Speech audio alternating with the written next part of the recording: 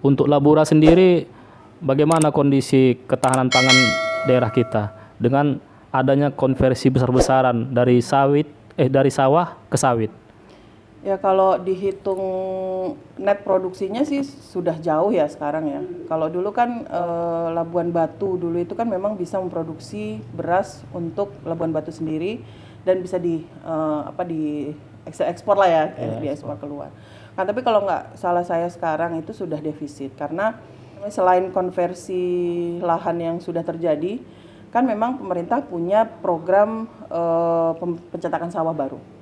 Kan tapi menurut saya itu sangat tidak efisien karena dicetak di lahan-lahan marginal, ya kan, di Kuala Ledong sana yang kering gitu ya, di daerah-daerah yang memang ya nggak cocok sebenarnya untuk sawah tapi dipaksakan karena itu program.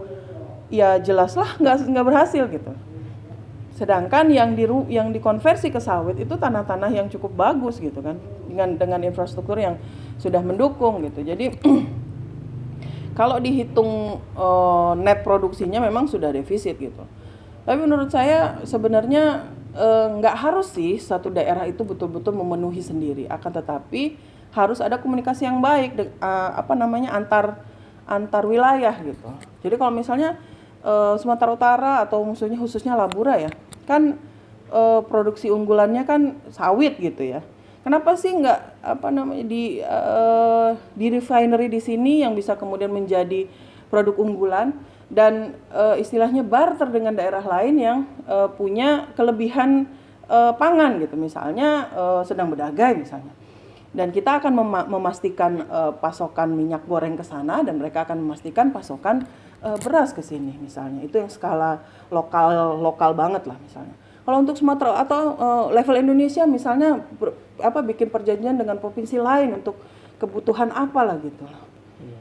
Tapi ya itu tadi ya, karena pemerintah memang selalu berganti ya kan. Pemerintah daerah berganti, pemerintah pusat berganti gitu loh, dan penyakitnya pemimpin kita ini kan pengen punya legacy masing-masing gitu. Jadi kebijakannya semua berubah ketika pemimpinnya berubah, dan itu menurut saya harus pelan-pelan lah dikikis gitu ya. Menurut saya itu egoisme kekuasaan itu harus pelan-pelan dikikis gitu ya, supaya karena pembangunan berkelanjutan nggak bisa kayak gitu. Bagaimana mungkin pembangunan itu selesai dalam 5 tahun, kan nggak mungkin gitu. Maka selanjutnya tuh jangan arogan sekali kemudian harus nggak mau mengikuti program yang sebelumnya padahal program itu baik atau apalah gitu ya kan. Itulah mungkin ya. Yang cocok untuk kondisi tanah persawahan itu seperti apa dan di mana kalau di Labura ini? Kalau di Labura sebenarnya kan sini ya, daerah sini nih yang dulu primadonanya sawah. Merbo ya? Iya. Sampai ada tali air sampai ke tersier kan. Ya, itu kalau mau dilihat di situ tuh ada cetakannya, di situ ada tahunnya 72 73. Jadi tahun 72 di sini tuh udah tali airnya tersier. Sampai ke tersier. Itu kan berarti luar biasa dulu di sini sawahnya. Kan tapi memang setelah saya lihat sebaran tanah gambut. Jadi saya saya penasaran lah sama cerita orang-orang sini gitu kan. Kalau dulu sawah itu goyang. Dia kayak pulau gitu. Jadi saya mikir apakah itu gambut gitu ya. Jadi saya konsultasi dengan peneliti di Puslitanak di Bogor. Jadi sepertinya memang dulu daerah sini itu termasuk gambut. Dan mungkin zaman dulu itu kurang baik pemahaman bagaimana menangani persawahan di lahan gambut, sehingga rusaklah gitu loh istilahnya. Gambutnya itu rusak sehingga produksi kian menurun gitu. Kalau dulu ya, kemudian datanglah sawit dan sebagainya gitu ya. Tapi kalau secara umum di Labura ini ya, karena yang sini udah habis ya, daerah Kuala Ledong itu terlalu ya sebenarnya kalau bisa dibangun irigasi mungkin bisa ya. Karena memang nafasnya pertanian sawah itu air gitu kan. Mungkin bisa kan, tetapi kemarin kan dicoba membangun irigasi di sana kan, tapi kekurangan pasokan air juga gitu. Jadi memang agak kompleks masalahnya sekarang. Jadi kalau menurut saya gitu ya, ketika misalnya potensi Deli Serdang dan Sedang Bedage itu tinggi di bidang pertanian sawah, maka maksimalkan di sana gitu loh.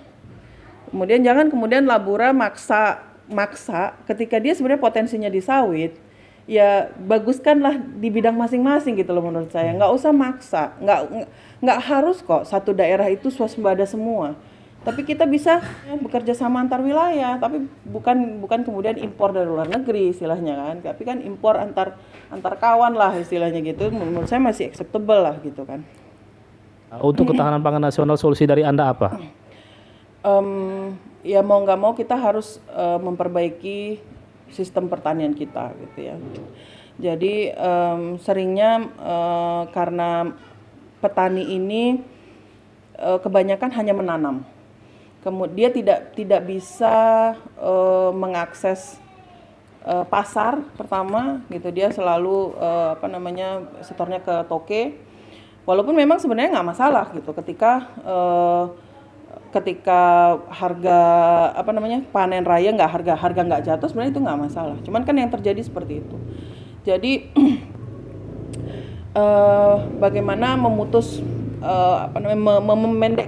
memperpendek rantai distribusi sehingga petani bisa jual lebih mahal dan konsumen bisa mendapat dengan harga yang lebih murah. Kemudian edukasi petani untuk hilirisasi, misalnya tomat itu kan bisa diawetkan gitu sebenarnya gitu kan, seperti orang-orang Italia mengawetkan tomat gitu loh. Ya, awetan tomat itu kan juga sebagai improvisasi orang Italia ketika mereka kelebihan panen tomat gitu loh. Jadi kita memang harus berpikir ke situ dan petani kita juga harus dididik untuk ke arah situ gitu. Selama ini menurut saya petani kita itu seperti buruh gitu ya. Kalau di industri kan buruh itu bikin tali sepatu udah siap. Setelah barang selesai dia tidak bisa mengontrol harga.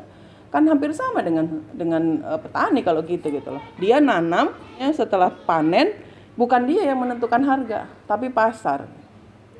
Ya, jadi fasilitas penyimpanan, fasilitas hilirisasi atau pengawetan gitu ya. Itu nggak pernah dibahas gitu loh dalam capacity building petani-petani kita gitu. Jadi petani kita pun tidak ada dididik untuk menjadi bisnismen. Bagaimana pengelolaan keuangan, bagaimana itu tidak dididik gitu loh. Jadi sehingga dia bertani ya ABCD aja. Setelah ini, setelah panen udah serahkan ke toke. Dan rantainya begitu terus gitu. Ya kalau kayak gitu ya selamanya kita nggak akan pernah bisa, petani kita nggak akan pernah bisa maju gitu. Kalau yang kita lihat sekarang kan petani-petani muda ya kan, saya cukup senang ya ketika melihat misalnya kayak di TikTok, di YouTube gitu ya. Petani-petani muda itu sudah mulai ada gitu loh. Lulusan sekolah-sekolah pertanian gitu ya, yang mereka pun mengkampanyekan ayo pemuda kembali ke ladang dan ke sawah gitu. Mereka tidak hanya berhenti di produksi gitu loh. Mereka juga menguasai rantai pemasaran. Karena kalau nggak akan profitable. Pasarnya nggak bisa dijamin, sehingga kalau boleh kata kita produksi itu bagian tergampang gitu loh. Dari dari industri itu memproduksi itu paling gampang. Yang susah itu nyari yang mau beli. Yeah. Bagaimana kemudian tata niaga lah ya, tata niaga diperbaiki sehingga petani itu tidak kemudian tergantung sekali kepada tidak bisa menguasai harga itu tadi. Dengan pelatihan-pelatihan yang mengarah ke hilirisasi dan kalau misalnya itu berkaitan dengan teknologi ya dukungannya ke arah sana, bukan hanya sekedar alat-alat pertaniannya. Kalau selama ini yang selalu dibantu itu alat pertaniannya gitu. Ya. Jadi kemudian ini juga ada sekarang isu food crop. Ya, food estate. Ya, food estate. Tapi ternyata komoditasnya ditentukan dan saya rasa penentuan komoditasnya itu tidak bottom up tapi top down. Ketika top down masyarakat petaninya lah itu komoditas apa kita nggak kenal gitu, sehingga ya akhirnya gagal gitu loh.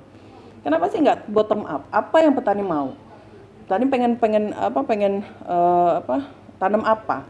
Misalnya tanam X lah misalnya yang tidak sesuai dengan target pemerintah.